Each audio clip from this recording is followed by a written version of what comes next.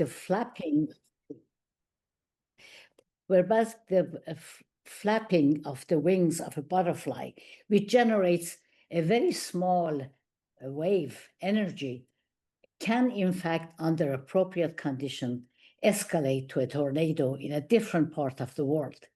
And so hence, that is why the cover on this book that I wrote is the butterfly. There is a butterfly, and it implies the butterfly effect. Aside from the fact that the butterfly is a very beautiful creature, but it has a number of features which do apply to growth. Yeah, thank you. Yes, again, I just want to say thank you to Dr. Khorshidi for sharing that video. It's always nice, and motivating to, of course, do kindness and spread the word. So, friends, we did say that we were going to start chapter 2, but before we do, we were going to allow for any questions that people had from chapter 1.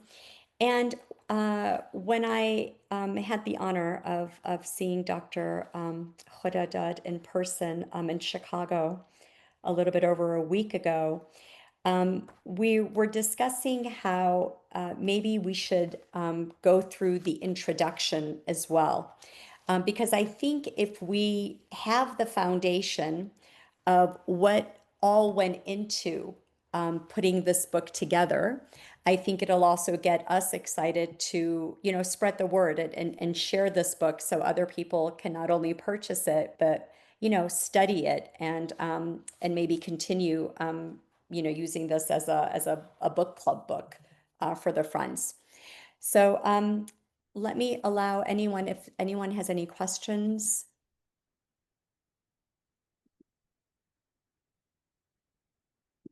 Going through last week. Yes, go ahead.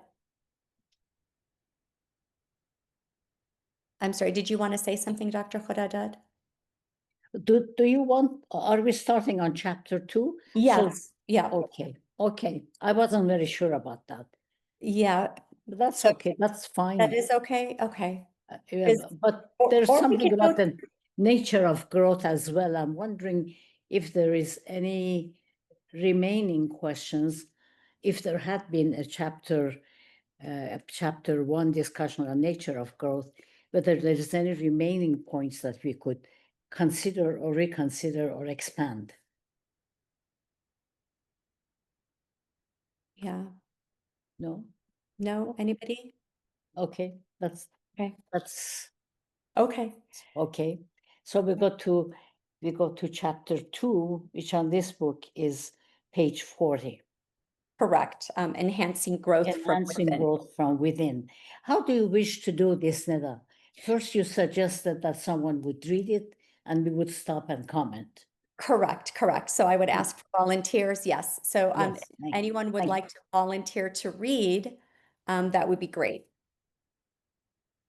Okay. Thank you, Teresa. So please unmute yourself.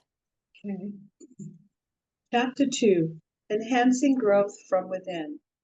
O ye beloved of the Lord, this day is the day of union, the day of the ingathering of all mankind. Verily God hath loved those who, as though they were a solid wall, do battle for his cause in serried lines. Note that he saith in serried lines, meaning crowded and pressed together, one locked to the next, each supporting his fellows. Abdul Baha. Introduction. The pace of growth of the Baha'i community has varied from time to time and from place to place. Though growth in some of the geographical regions known as clusters have been remarkable, while in others the initial phase may have seemed slow and imperceptible, it should nevertheless be noted that historically the Baha'i community has displayed wide variation in the process of its large-scale growth from time to time, country to country, and region to region. In any assessment of the growth of the Baha'i faith to date, it should be appreciated that the community's currently perceived slow rate of growth in some regions may be a feature of the lag stage in its evolution. as it increases its capacity to reach out to large populations to spur societal change. The community must, with confidence rooted in a solid understanding of the nature of growth, continue imperturbably to test and refine its strategies from systematic expansion and consolidation. Rather than slacken its efforts during such lag periods, the community should forge ahead with strength and resolve to raise up a world civilization, conscious that, as seen in Chapter 1, lag periods can and do precede periods of rapid and exponential growth. The Universal House of Justice, in a recent message, refers to the heightened capacity of worldwide community to assist populations to move towards the vision conceived by Baha'u'llah, expressing confidence in an advance in the process of large-scale growth of a kind not experienced heretofore. At the same time, however, the community must guard against complacency and undue feeling of self-satisfaction, whatever the pace of growth and development in a given location. While variation in the rate of growth is characteristic of the nature of growth itself, the slower the process overall, the longer it will be before this faith can exert its impact on the course of human history towards realization of Baha'u'llah's vision of a peaceful and just world. Even the most cursory survey of the world's condition will reveal humanity's desperate need for the ultimate outcome. Thus, the Baha'i community has a sense of urgency to act under the plans of the Baha'i world. Indeed, the cry for international solution to the world's seemingly intractable problems is being increasingly heard from every corner. The apparent level of humanity's receptiveness to the unifying teachings of Baha'i faith is simply not in keeping with the pressing needs of our time. The human and material resources which can be marshaled at this time are as yet insufficient to influence the thinking and conduct of the planet's billions of inhabitants. The Baha'i community is dedicated to the pursuit of systematic plans aimed at bringing about a significant acceleration in its growth, development, and community building processes, inviting all those who are willing to participate in this enterprise. The previous chapter provided an overview of factors essential to growth in dynamic systems. This chapter highlights several factors, which, in this author's view and experience, have proven to be growth enhancing. Certain fundamentals, imperatives that hold potential for a significant enhancement in the growth of the Baha'i community within the framework of the current plans are offered for the reader's in-depth reflection. Okay, any Should I start? questions? Yeah, any questions thus far? Maybe just a reminder of chapter 1, the types of growth were organic growth and the 2 phases of growth that was explained for those who might not have the book. Okay, so anyone want to add anything? Okay, if not, we can continue if you're okay, Teresa. I am okay. Growth enhancing factors. Those elements that hold the greatest potential for enhancement of growth and over which the Baha'i community can exert influence include such powerful factors as vision, passion, ecstasy, individual action, and collective action of key participants. Metaphors and analogies from the natural sciences that can be applied to elucidate the works of these factors hold powerful insights for expanding and enlightening our understanding of the process of growth. These include the reflex arc of the nervous system, the principle of coherence in the generation of the laser beam, co-evolution, and phase transition. Vision. Vital to the accelerated growth of the Baha'i faith is the vision of Baha'u'llah has conceived for humanity's future, a vision centered on the oneness of the human family, a vision that foresees and lays down the fundamental principles for the establishment of a global society and spiritually based world order, a vision with enormous power to motivate action, dedication, and consecration.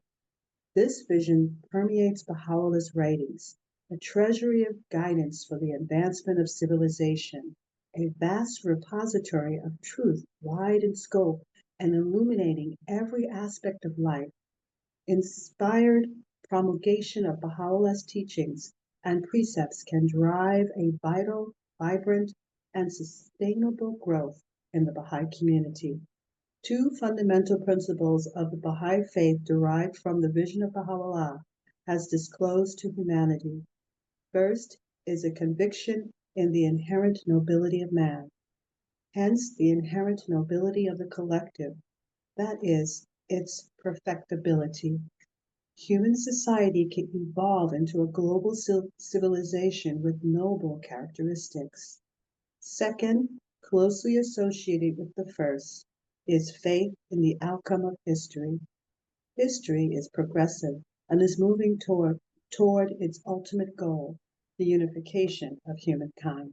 Okay, so just a slight pause. I think we kind of maybe hurried a little bit because I always like to say, if I don't know, I like to ask questions. Um, the very first bullet, the reflex arc of the nervous system. I'm very interested to know, because I didn't know, if anyone here understands what that means. Okay, so I looked it up, and a reflex arc, just a reflex arc, it's the neural pathway for a rapid involuntary, so it's involuntary response to a stimulus, allowing the body to react without conscious thought. So if you get burnt, what do? You immediately say, ouch, or you move away, you try to protect yourself, right? So Mhm. this was very interesting to me because I think every word that is in this book is intentional. So I think it's going to help us to understand, not only also the psyche of the author, but what we are trying to gather from this book, right? Because we're here to study this. And then the very first paragraph, it dives right into vision, right? So we have the reflex arc of the nervous system, and then we go into the very first being vision. So I want to see if anybody else has anything to add, and then also the other bullets. Remember, the second one was the principle, and I'm repeating it for those who may not have the book. The second bullet was the principle of coherence in the generation of the laser beam. And then the third is co-evolution and the fourth phase transition. So even the second bullet, the principle of coherence in the generation of the laser beam. So Dr. Khodadad, can you share or elaborate for us, please? In regard to coherence, there are waves that are generated, and those that cohere form the laser beam, associate and form the laser beam. And in terms of co-evolution, it's evolution of various constituents together almost at the same time, so they have an impact on one another.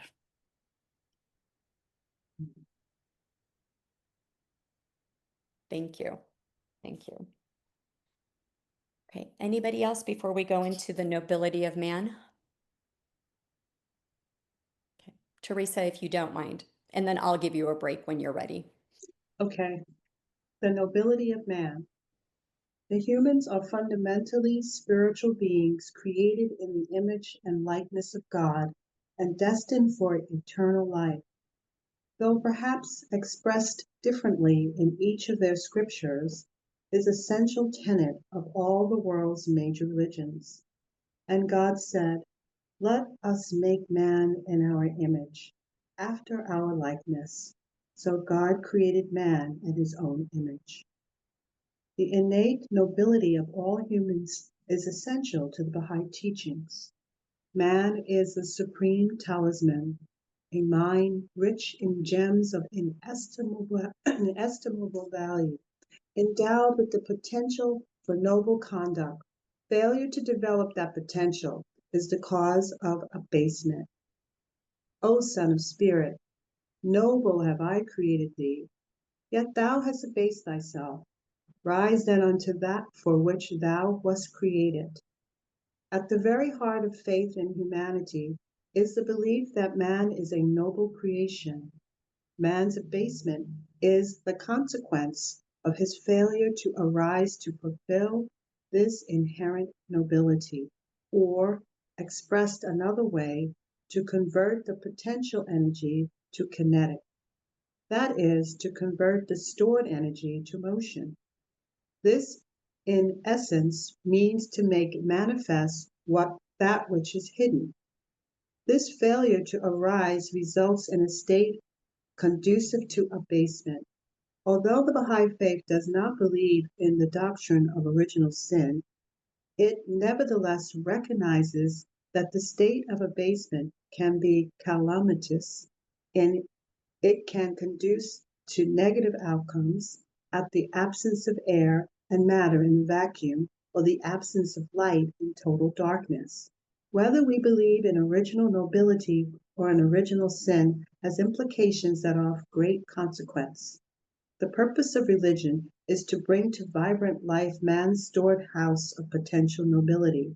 As with all the manifestations of God, Baha'u'llah's mission is to induce the actualization of nobility within the individual, such that he or she will take action to advance human civilization. Exactly how this concept of the nobility of man, and therefore of collective humanity, relates to the series of plans that have thus far directed the growth and development of the worldwide Baha'i community is addressed by June Thomas in her seminal work, Planning Progress. The individuals who, over the decades, have selflessly arisen to spread this faith and to root it in the far distant corners of the earth were impassioned by this vision. Those who are laboring today within the framework of the plans are inspired by this vision. They feel the pressing and inescapable need for large-scale growth of the Baha'i community and of a society-building process if the faith's mission for the future of humanity is a peaceful and just world civilization is to be fulfilled. The course of history. Human history, as envisioned by Baha'u'llah, is moving slowly, gradually, but inexhaustibly toward a glorious future.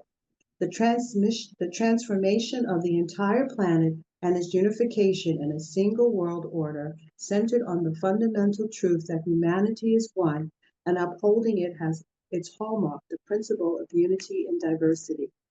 This future is in accordance with the promises recorded in the sacred scriptures of the world's major religions. It is the integration in their lives of this grand view of history that impassions Baha'is and empowers them to act, assured as they are in the inevitability of the outcome described by Baha'u'llah. Passion. Passion is a powerful stimulus to growth. Passion induces actions. Its absence can bring growth to a standstill. Passion is the hallmark of a new religion in its earliest stages of development.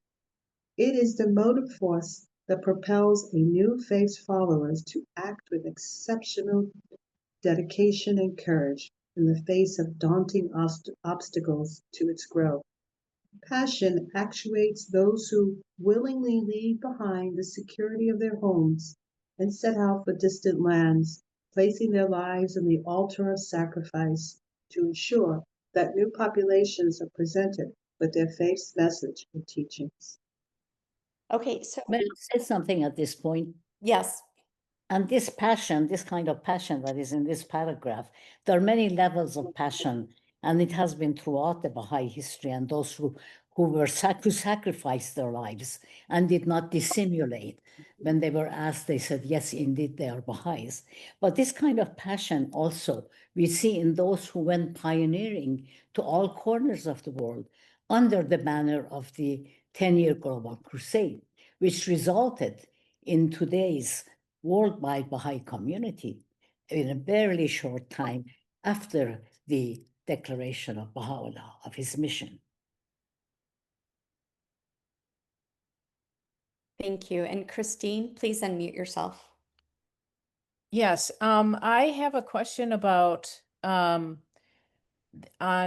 page 43, when we started to read, at the very heart of faith in humanity is the belief that man is a noble creation. Man's abasement is the consequence of his failure to arise to fulfill this inherent nobility, or expressed another way, to convert the potential energy to kinetic, that is, to convert the stored energy to motion.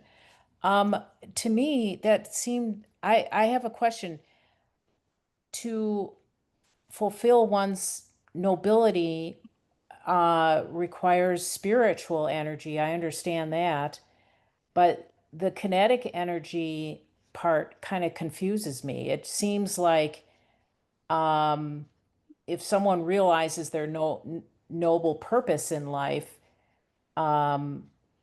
that may manifest differently than a kinetic action, or I'm just confused. I was wondering if you could maybe explain that a little better. To me, it means turning that energy into action. And That is what it implies. uh-huh. I don't have the description of kinetic energy at hand right now, but that's what it means. You know, you can have energy, but if it's not put into action, then it's not kinetic. Okay, so that would include spiritual energy as well, right? Yes, Okay. yes, that is the metaphor used for that. Yes. Yeah. Spiritual. So the simple definition of kinetic energy is the energy an object has because of its motion. Any object that is moving possesses kinetic energy, and the amount of kinetic energy depends on both the object's mass and its speed. A larger or faster moving object will have more kinetic energy. Okay, thank you. No, of course. May I say make a point at this point, you know, when this discussion of nobility of man comes forth, it always brings to my mind, on one session at the Baha'i House of Worship, I was asked to guide or give a presentation to a group of teachers from various universities and colleges around Chicago who were coming to visit the House of Worship. And one of the questions led to this idea of original nobility. And of course, there was a big reaction to it because in Christianity, the common belief, I don't mean the real belief, but the belief that many adopt is that man is sinful. The creation of man is sinful. And to say that man is a noble creation, but must rise to that nobility, is a drastic statement. So this resulted in very significant discourse with a group of teachers of religions. Yes, in the Baha'i faith, the creation, man is a noble creation inherently. But the other part of it is that he must rise to that nobility. Noble have I created thee, why hast thou abased thyself? Rise then to that for which thou wert created. Thank you. So it's the other side of the coin. Yeah, thank you very much. The rising to nobility, I guess I always understood that as, you know, parents teaching their children, Baha'i children, that you are born noble, and you know, in teaching saying we are born noble, but to rise to nobility is something that I think I was missing, that piece, and I think that's an important piece. Thank you. Thank you. So inherently man is noble, but he's got to make the effort and rise to it. Otherwise, it may fall into. Yep. Thank you. Yes, thank you. Teresa, if you can unmute yourself, please. Thank you. The reflex arc. The reflex arc of the nervous system provides an analog for passion-induced action. A reflex works by means of an arc, with an incoming sensory input and outgoing motor output. It is automatic. Integration at higher levels of the nervous system is not required. An example of a simple reflex can demonstrate this point. Touching a hot object results in withdrawal of that hand.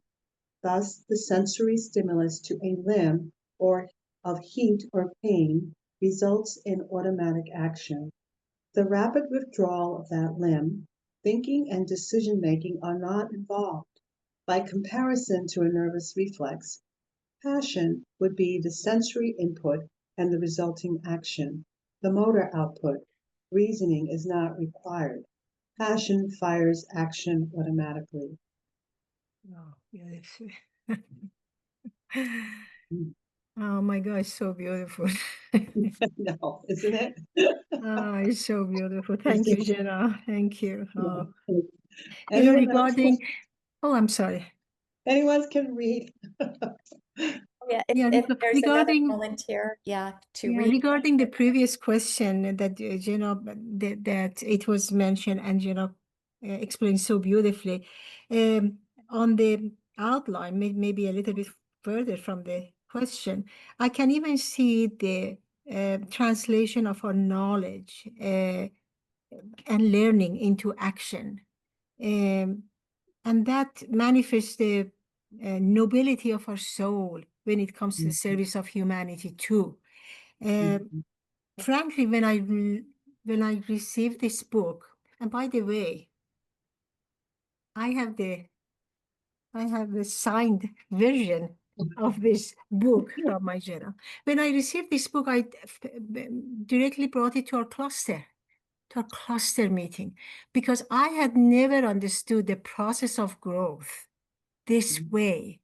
And yes, there were questions that why some places growth seemingly doesn't happen or is very slow. Until and unless I realize there is a scientific process behind every spiritual phenomena, it was not really clear. And this helped me a lot.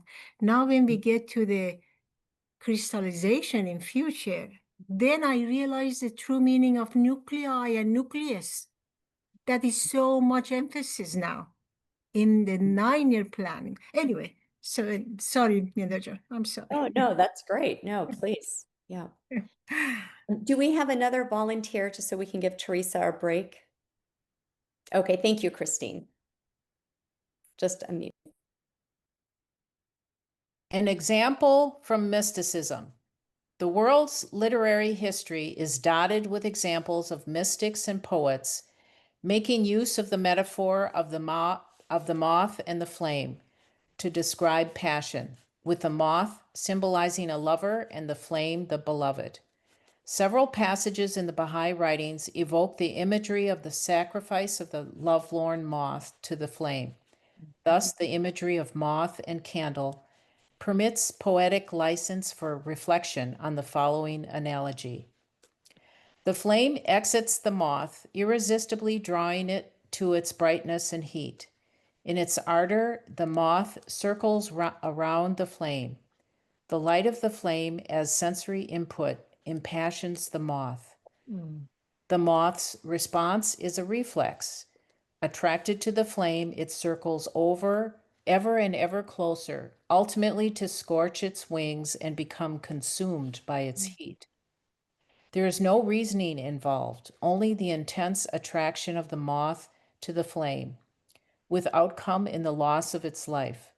The response of the moth to the flame symbolizes a passion for the beloved so intense and all-consuming that life itself is sacrificed in its path. In the Baha'i writings, the extent of devotion of several individuals has been likened to that of the moth to the flame. One such personage was Bahia Khanum, the daughter of Baha'u'llah, whose life exemplified utmost devotion and sacrifice.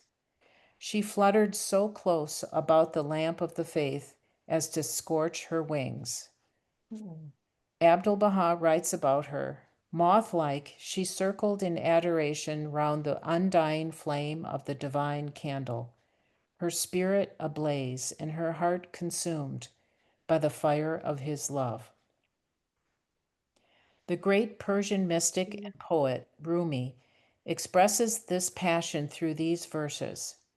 Moth-like, he has seen the blaze of the light, and fool-like has plunged therein and lost his life.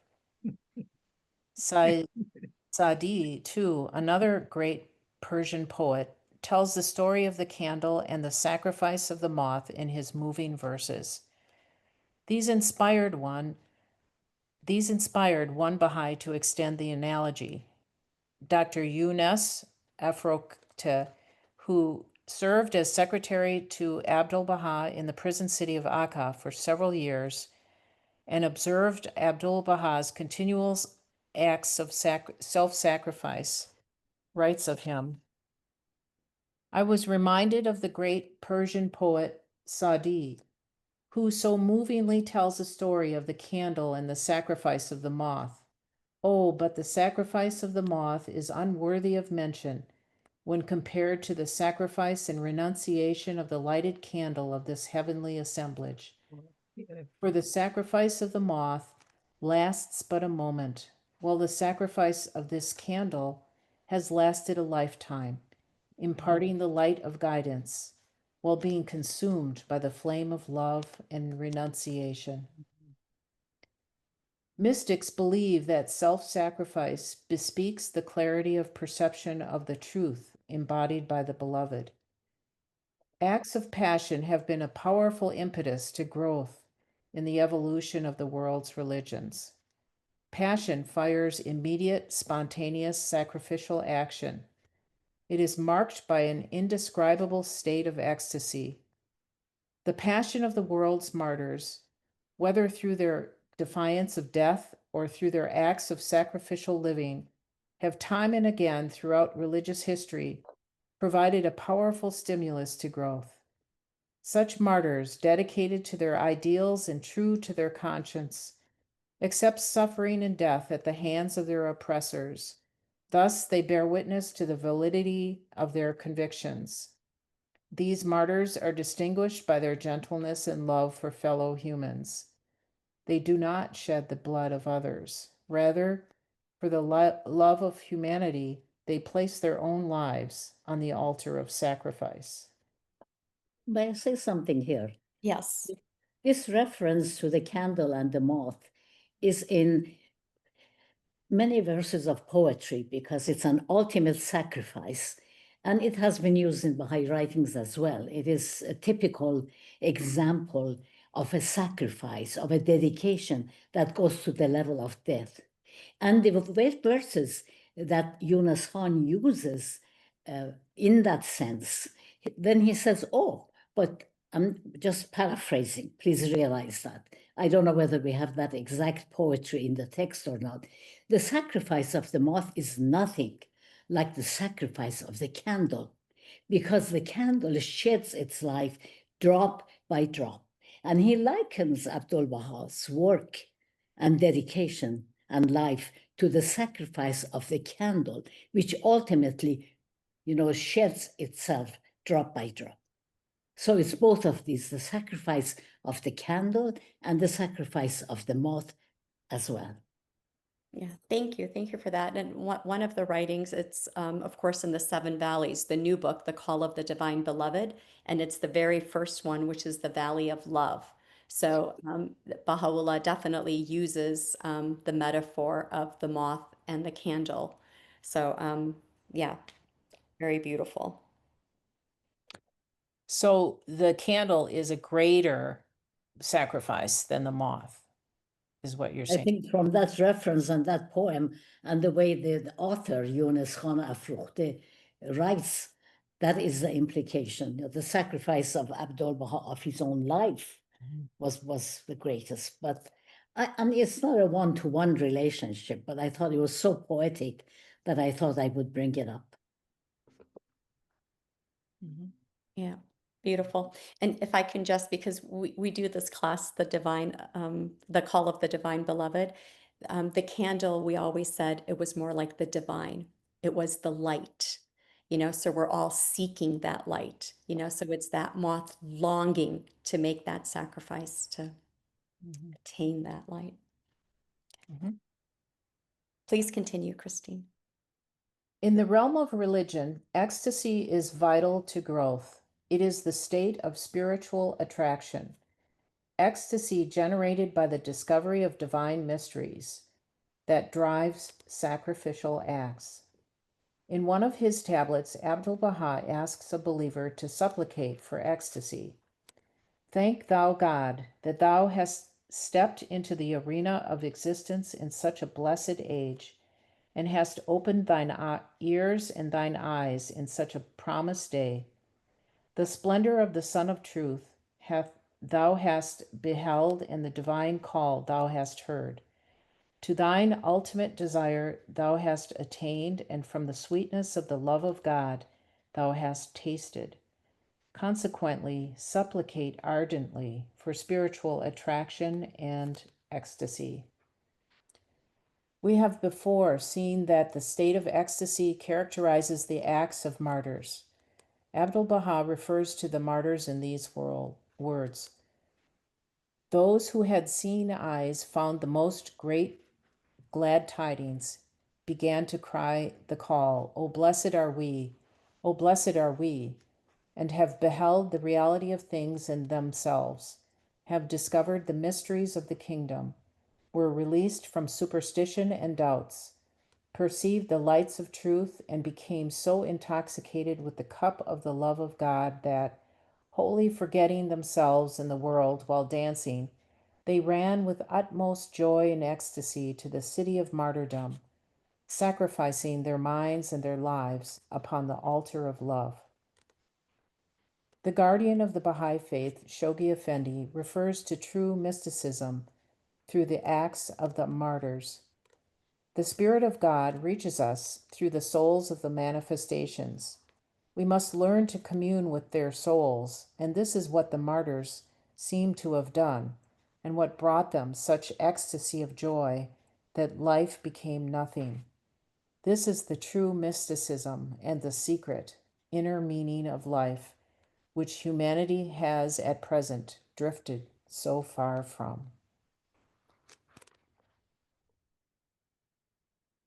Should I continue? Individual action, transformation. Action founded on such level of individual transformation can bring about a change of great magnitude in human character. Humanity's long quest for a method to convert base metals into precious gold came to be known as the science of alchemy. Baha'u'llah applies the metaphor of alchemy to the transformation that can be induced through contact with the Word of God. This he names the divine elixir, through whose potency the crude metal of human life hath been transmuted into purest gold. Again, he informs us that no more than a mere handful, however, hath been found willing to cleave to his cause or to become the instruments for its promotion. These few have been endued with the divine elixir that can alone transmute into purest gold the dross of the world, and have been empowered to administer the infallible remedy for all the ills that afflict the children of men. Far greater than the transmutation of base metals into gold is the transformation of the human soul through the potency of the Word of God. Is it within human power, O Hakim, to effect in the constituent elements of any of the minute and indivisible particles of matter so complete a transformation as to transmute it into purest gold? Perplexing and difficult as this may appear, the still greater task of converting satanic strength into heavenly power is one that we have been empowered to accomplish. The force capable of such a transformation transcendeth the potency of the elixir itself. The Word of God alone can claim the distinction of being endowed with the capacity required for so great and far-reaching a change. The individual believer is the prime agent in the growth of the Baha'i faith. As the Universal House of Justice has expressed, the power of action is unlocked at the level of individual initiative. Elsewhere, they write, every individual believer, man, woman, youth, and child, is summoned to the field of action. For it is on the initiative, the resolute will of the individual to teach and to serve, that the success of the entire community depends. This is, of course, consistent with Shoghi Effendi's characterization of the matter. It is primarily the individual believer on whom, in the last resort, depends the fate of the entire community. He it is who constitutes the warp and woof on which the quality and pattern of the whole fabric must depend. He it is who acts as one of the countless links in the mighty chain that now girdles the globe. He it is who serves as one of the multitude of bricks which support the structure and ensure the stability of the administrative edifice now being raised in every part of the world. Collective action. In the final analysis, the growth of the Baha'i faith depends on the action of the individual. By itself, however, individual action is not of sufficient force to bring about large-scale accelerated growth. A force of greater magnitude is essential, as that which can be generated through collective action. The laser beam. The generation of a laser beam is an apt and a striking metaphor for such collective action. When applied to large-scale growth of the Baha'i community, the metaphor illustrates how the power of action unlocked by the individual believer can escalate at the collective level to a force powerful enough to accomplish extraordinary tasks. The metaphor of the laser beam contains certain properties that merit in-depth consideration on the part of Baha'is engaged in large-scale growth. Key among these properties are coherence, direction, focus, and alignment. Coherence. Let us first consider the principle of coherence. Light in general consists of many different tiny packets of waves, quanta, of differing wavelengths. In ordinary light, these quanta are out of step, out of phase with one another. When connected to a power source, however, under appropriate conditions, a property referred to as coherence can be induced. That is, the out-of-phase quanta, which by themselves were without much power, are rendered in phase of the same wavelength and coherent. Consequently, a laser beam can be generated of a power and intensity capable of performing a wide variety of tasks. In the view of this writer, the phenomenon of coherence, the tendering in phase, may bear a conceptual relationship to the achievement of coherence addressed in the 2010 message of the Universal House of Justice, as contributing to the movement of populations towards Baha'u'llah's vision of a prosperous and peaceful world civilization.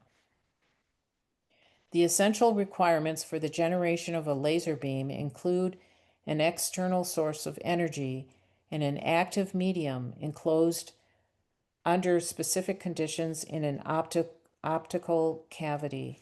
The energy from that external source stimulates the active medium, pumping the atoms in the medium to an excited state.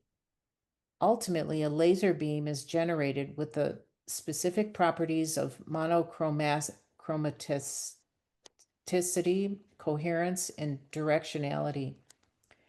The generated beam is monochromatic in that it is of one specific wavelength.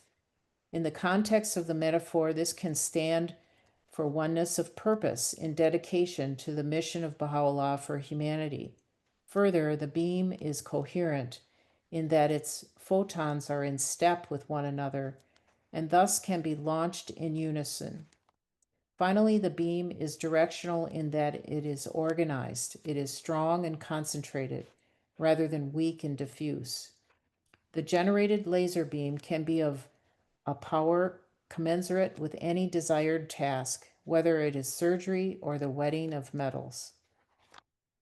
Insights derived from coherence. The metaphor of the laser beam provides several insights into the dynamics of growth. In the generation of the laser beam, connection to a source of power is an absolute requirement for exciting and energizing the active medium. Through its influence, the excited quanta are rendered in phase and coherent. Without a source of power, the generation of coherent quanta is impossible. Applying the same principles to spiritual matters, we see that connection to a source of spiritual power, a generator, is essential for stimulating the active medium. In the context of this metaphor, active medium stands for the human soul. In contrast to other life forms, the human soul can become activated and transformed. Energy from the source of spiritual power, the revelation of Baha'u'llah, induces transformation of the human soul, exciting it to a higher state of being.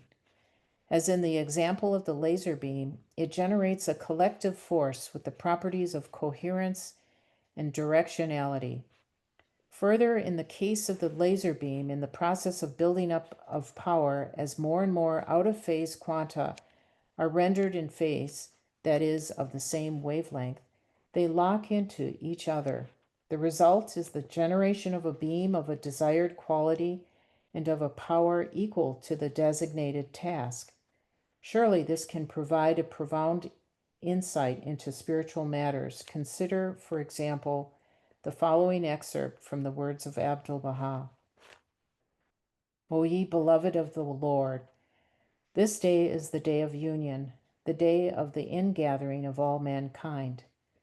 Verily, God loveth those who, as though they were a solid wall, do battle for his cause in serried lines.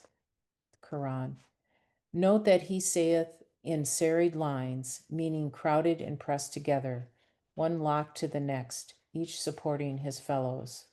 He explains, to do battle, as stated in the sacred verse, doth not in this greatest of all dispensations mean to go forth with sword and spear, with lance and piercing arrow, but rather weaponed with pure intent, with righteous motives, with counsels helpful and effective, with godly attributes, with deeds pleasing to the Almighty, with the qualities of heaven. It signifieth education for all mankind, guidance for all men, the spreading far and wide of the sweet savors of the Spirit, the promulgation of God's proofs, the setting forth of arguments, conclusive and divine, the doing of charitable deeds. Okay, so just a slight pause. I wanted to go back to page 49 of how we even got into this coherence. Under coherence, the second paragraph, it says, in view of this writer, the phenomenon of coherence, the rendering in phase, may bear a conceptual relationship to the achievement of coherence addressed in the 2010 message of the Universal House of Justice. If you haven't read and studied that letter, and if you just go ahead and Google all the things that happened in 2010, you will see the importance of why I think this was also referenced. Not only were there a lot of calamities, there was a few earthquakes that happened, but there were also significant technological advancements in 2010. So I think if you reread that letter from the Universal House of Justice and then tie it back into this whole paragraph of coherence, I think it's very interesting. But while we have that pause, does anybody have any questions before we get into collective transformation or comments? Okay, if you don't mind, Christine, or if you need a break, let us know too. I'm good. Collective transformation. A third insight to be gleaned from the metaphor of the laser beam has to do with the spiritual matter of collective transformation. As the dynamics involved in the creation of a laser beam follow their natural course, a state of coherence is reached. Expressed in scientific terms, as more and more out-of-phase quanta are rendered in phase, They lock into each other until a certain critical level, referred to as the threshold level, is reached. At this level, the number of particles in an excited state exceeds the number of particles in a lower energy state. As a result, a most remarkable phenomenon occurs. The quanta that are in phase and have locked into each other form a laser beam. The quanta that remain out of phase are of no consequence. They cancel each other out. The laser beam predominates. Similarly, in the development of a religion, might collective transformation and hence collective empowerment take effect when acceptance of the religion rises above a certain critical level?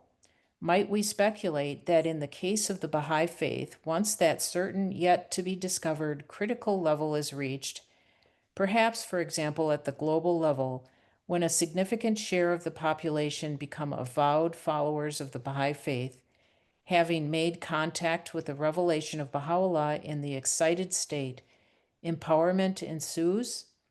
This premise may also be extended to the level of smaller geographical zones known as clusters.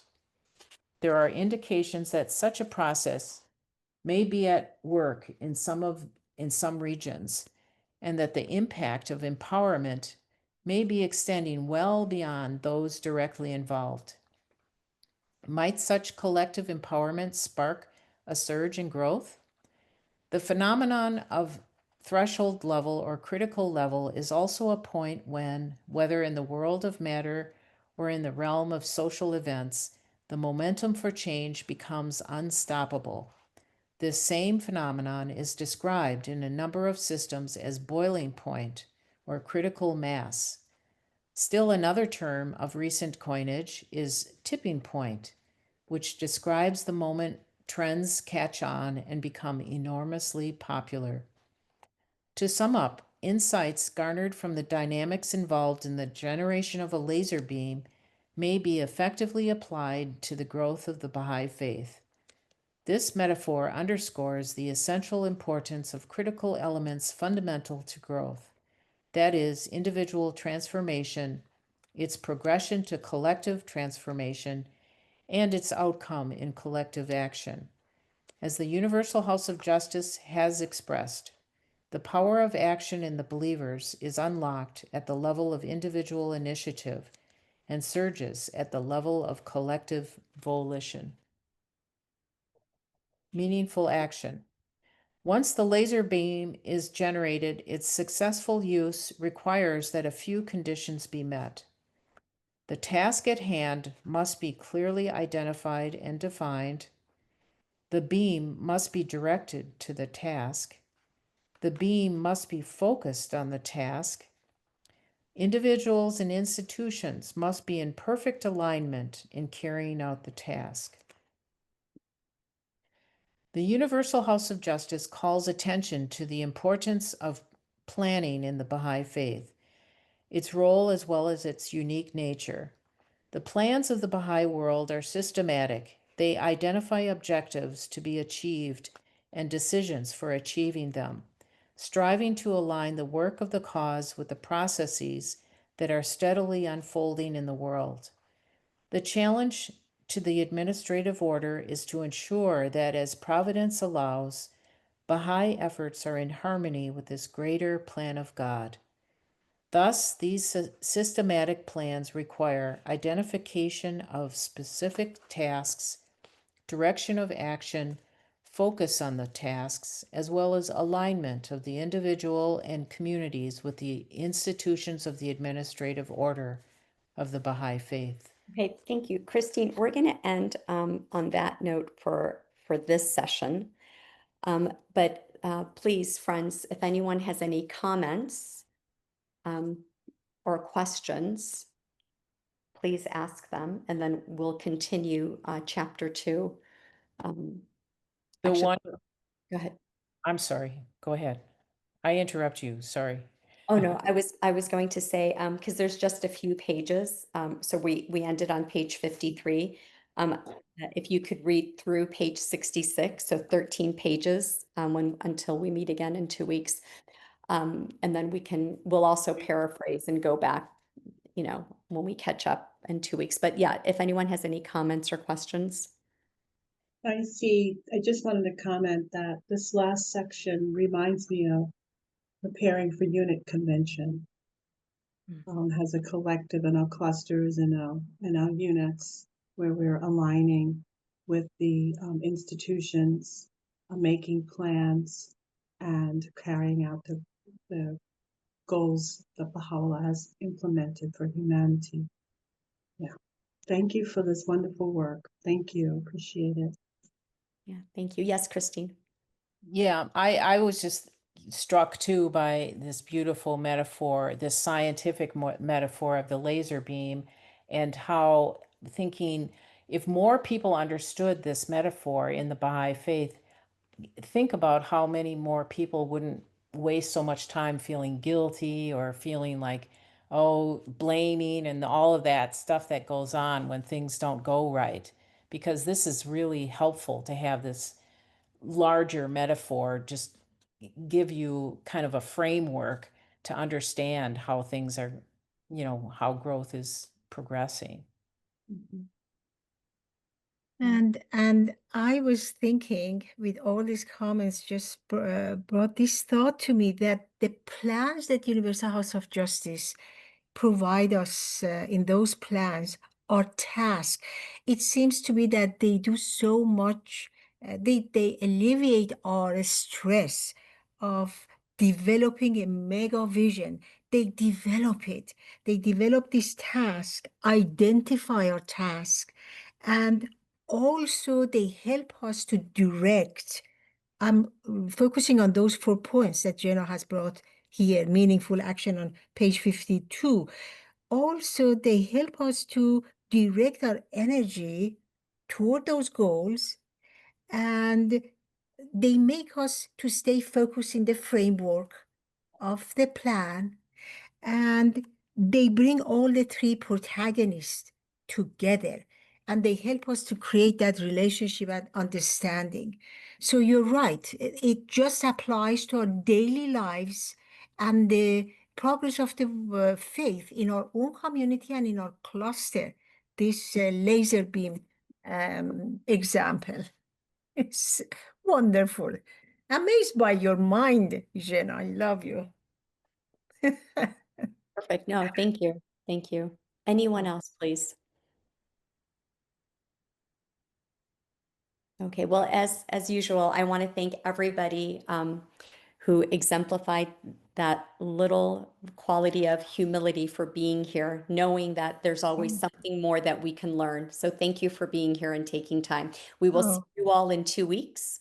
And of course, thank you, Dr. Khodadad, for a lovely book and for being here, taking your time, being And I thank patient with us everyone as we for read. their interest Of in course, this writing. Yeah, absolutely. Okay, we'll see you in 2 weeks, everyone. sure. Thank you so much. Goodbye. Thank you. Thank you, Nida and Jena. Sure, I so- know how to get it out. Thank you. Thank you.